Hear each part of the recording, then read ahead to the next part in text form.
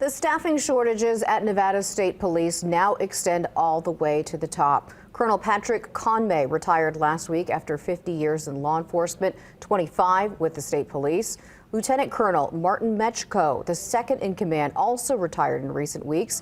He served with state police for 20 years. And the director of the State Department of Public Safety, George Togliatti, will now oversee the Nevada State Police.